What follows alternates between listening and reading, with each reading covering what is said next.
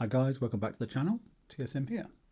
So we're January 2024. We've just finished the raid and we're into our first FM cycle, and we have a new target and our new hulls. The hulls of the Covenant, they are missile, as we know. Okay then, and yeah, they're pretty okay, I think, to be honest. I've completed my FM using the hulls, and I thought I'd share with you what I've learned so far. Okay, so here's my fleet. There's no flagship yet, obviously, and this is just version 1. There are going to be many more reiterations of this fleet, because obviously they're going to last for 6 months, and there will be items released over the next 4 months at least, okay, and for us to adjust them and upgrade them. So what have I done? So basically, this is my fleet. Don't worry too much about the armors, because obviously they'll be replaced as we go along.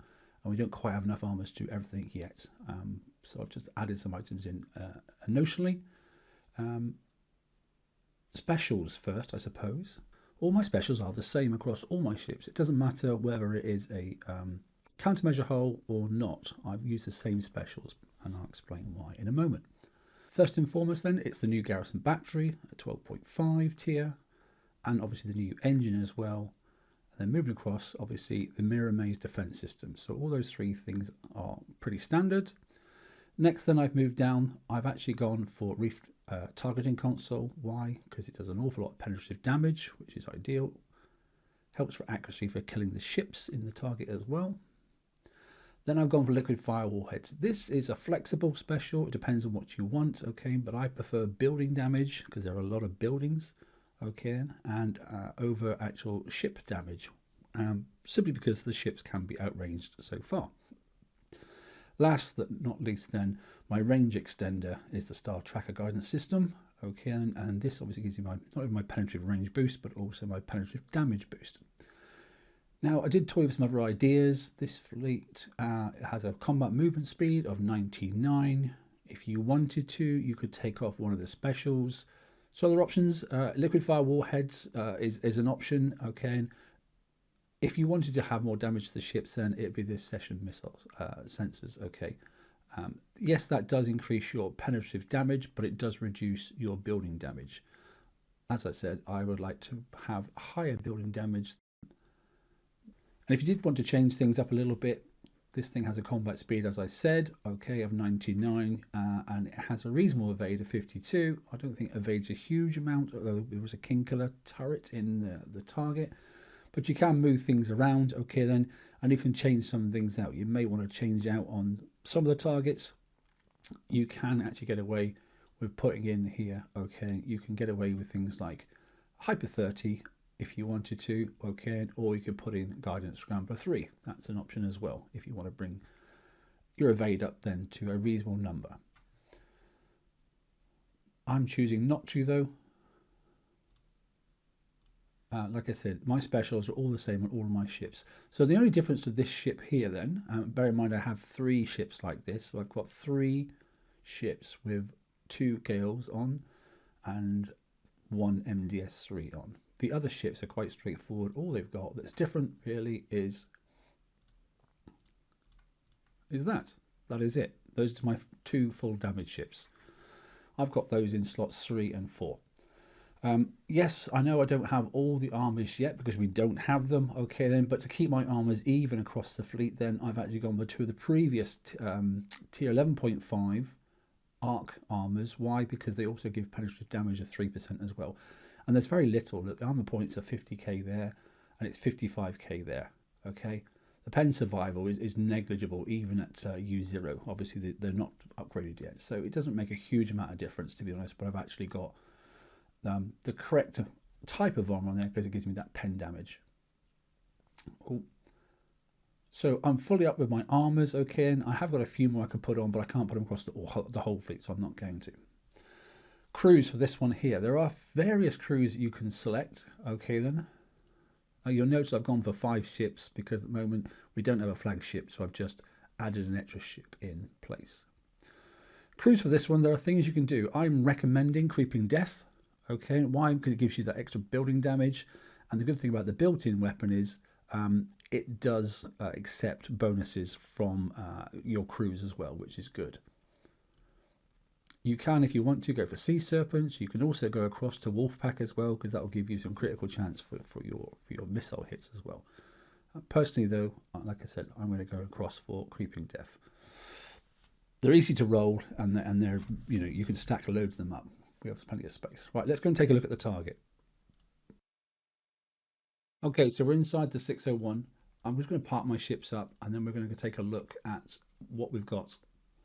So first and foremost, from the centre, then we'll work out. Then you can see then here's our first ship. Okay, and it's an arc battle carrier. There are two of them. It has two ranges. The first one you can see, okay, which is this red ring here. It has rockets. Okay, then the good thing is you can just outrange them. Okay, the other weapon it's got, which you'll see as I start taking the target down, it's got a stun. Okay, then rocket. Okay, which fires right to about here. It does a stun ring, but it doesn't do any damage, so you can virtually ignore it, but don't get caught out by it, to allow the second hull, okay, and to actually come towards you and do some damage. Okay, and second hull being this Mirage here, it's a mortar hull, and the only place it can damage you, okay, is if you enter into these 4 areas here or these 4 areas here. Okay, everything else is fine. You can go anywhere in this area here, and even if you've got time to drive around this zone here, okay, and it won't do any damage whatsoever. So just bear in mind though, what you'll notice in a second, it turns 90 degrees and then it turns back on itself 180 degrees, okay, and goes back down the channel. So just be cautious, because it does come out quite far with those fire ranges. But you can use that ship to your advantage. Turrets, okay, then some easy turrets and some not so easy turrets. So first and foremost then is this one here. It's an Executioner 2. Fortunately for us then, whilst it says it's medium damage, we can just outrange it, which is very, very helpful. And actually you can just click on it and your ships will sit probably about a range of about 10 outside of its range, which is nice. What's next then? Next one then, we've got a thing called a slicer missile. It's this one here then. It's countermeasure vulnerable, okay then, and actually MDS3s work fairly well. Don't load your ships up with MDS3s, loads of them though. It's pointless. 2 or 3 is absolutely plenty. After that then, we've got a thing called the rake rocket. It's actually on this cluster over here then.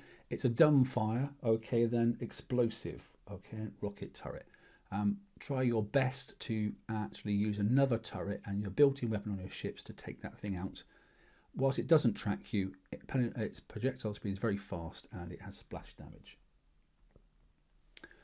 Moving down then, okay, that's the manipulation mortar. Okay then, good thing about this one is counterable, okay, and Gale's defense systems 4 work perfectly fine. I've got 3 countermeasure hulls and 2 Gales on each, and they seem to be doing perfectly fine. The one I hate particularly, and I'll show you where it is. Well, there are several of them, but here's one. Okay, and that's this turret here. This then is a UAV turret, and very similar to the previous FM sets. I don't like them at all. There's another one up here. Okay, and they are jotted around in the targets. Do your utmost best then to use your built-in weapons to splash these out. Okay, if you do have to go into them, okay, and take in just the one ship, otherwise the UAVs will chain across, okay, and do damage to all your ships. This is, to me, the most damaging thing in the target, okay, so long as you keep out the way of the range of these hulls here. Because most of the damage then you can either outrange or avoid, that's why I've gone for more pen armor than I have gone for explosive. So that's everything in the target. Right, let's have a look at the hulls themselves and how they work, okay, and how good they are. Right, so we're talking at clusters then. Try to line up turrets in a line and just think, actually, if I was to overlay this area here across these turrets, is that in alignment? It sort of is.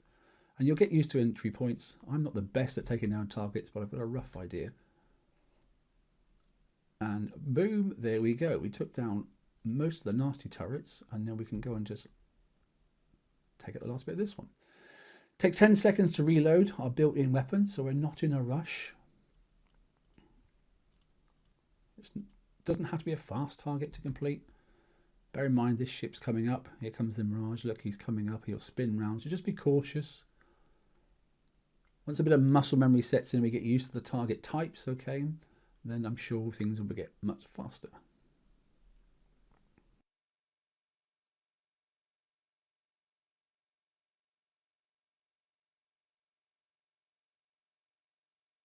Okay, good. That UAV is gone. We've got one turret to worry about, though. I should have killed that as a complete cluster. Okay, unfortunately I didn't. So we're going to try and do something to kill that one off. Let's see if we can bring ourselves in and try and kite it.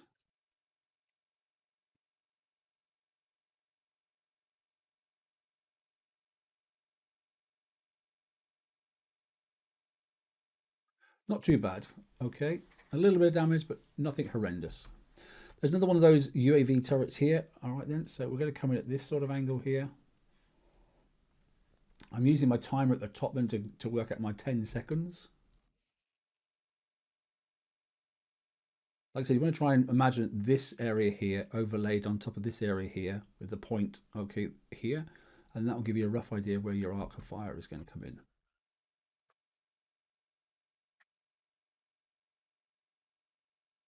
Okay, a tiny little bit left on this one, which is mildly frustrating.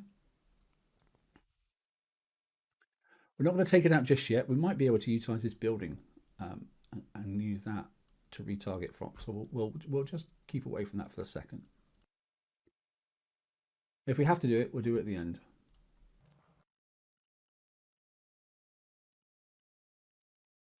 So whilst I remove on the other side, okay, just bear in mind it does take, like I said, 10 seconds to reload.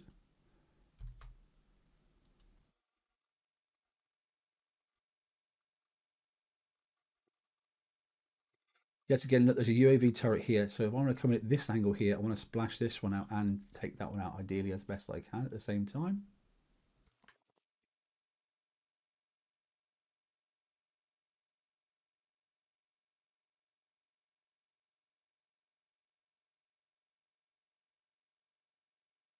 Very nice.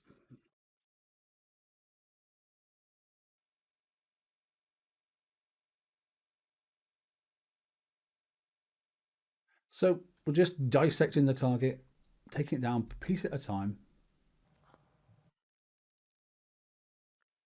Right, so what I want to do now is see if I can use this building and then use the splash to take out this turret as well. You'll notice then the target is designed in such a way that you should be able to get most things down, okay, without running into too much difficulty.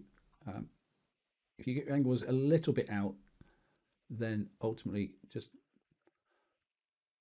you'll have to go back in with a single ship.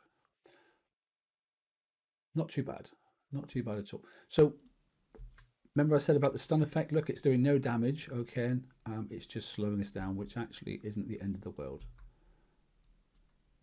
I'm going to take this hull out because I don't need it.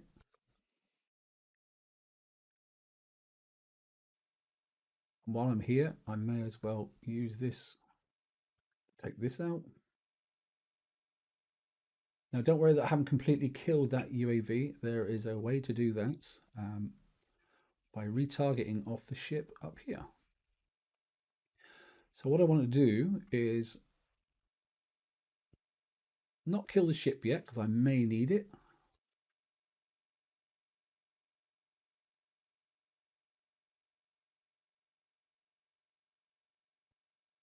So we're not doing too bad. We had one little issue, and that was my own fault. I didn't quite align myself correctly to kill off that one, so I will suffer the pain for that myself. But there is plenty of room to maneuver. You can see that the target's doing quite well.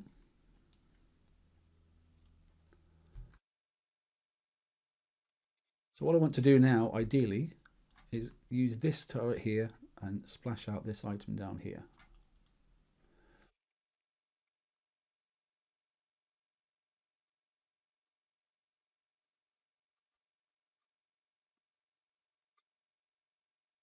Again, I didn't quite get it, unfortunately, but yeah, we'll deal with that. I managed to get it on one of the times on the FM, no problem at all, but it doesn't happen every time.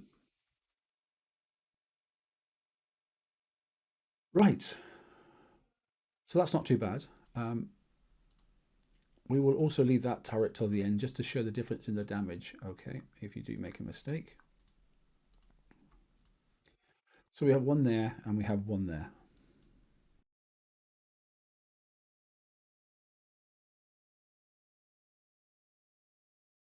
So I'm not the best person for doing 0 damage targets, but I can pretty much show a concept, so I'm happy with that. So I've got the ring of that one there. I want to keep outside it. I'm going to utilize this building here. Okay. And that should kill the rest of that turret. It did quite nicely. I'm going to come around this side of the building. Okay, and I'm going to utilize this ship here.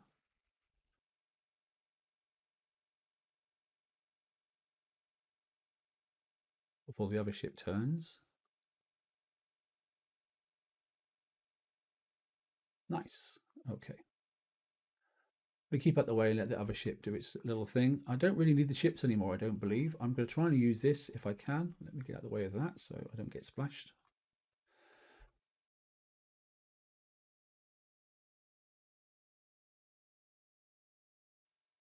Okay, that one's done. I'll give it a go to try and use this, but it probably won't work. These aren't damage free, I understand. I wish I could reach from here to there, but I can't. I'm not sure if I'm going to be able to take this out, but we'll give it a go.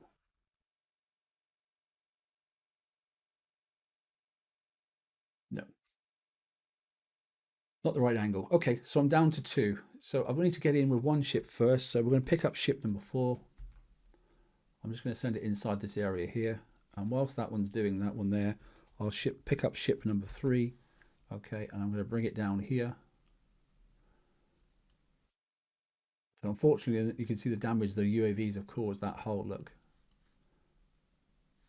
But that was my error on my entry point, so.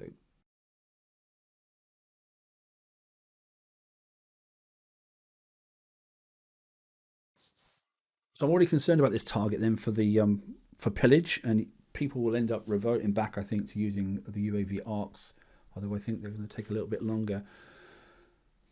Okay, so we're back in dock now then. If I take off the 2 ships that I sent in, you notice this one here did take quite a bit of damage. All right then.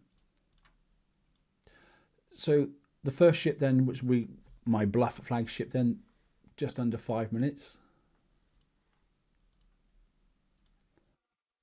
I've got one that's got 2 minutes.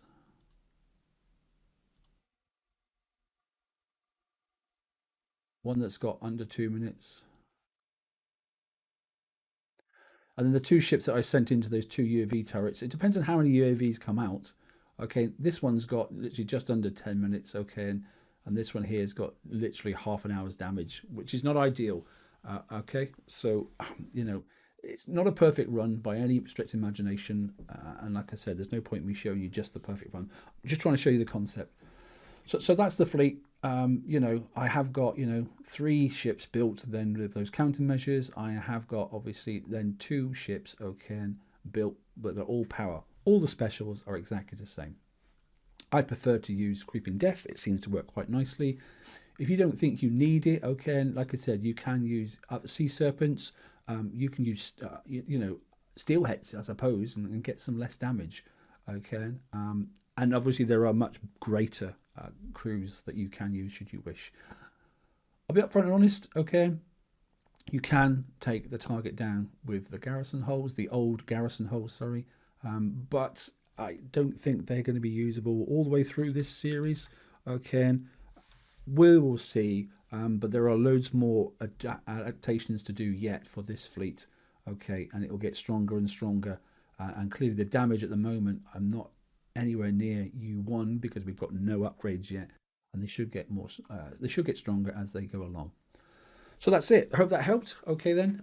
Any comments or any feedback? Then yeah, obviously pop it in the comments below, and I will do my best to come back to you. Take care.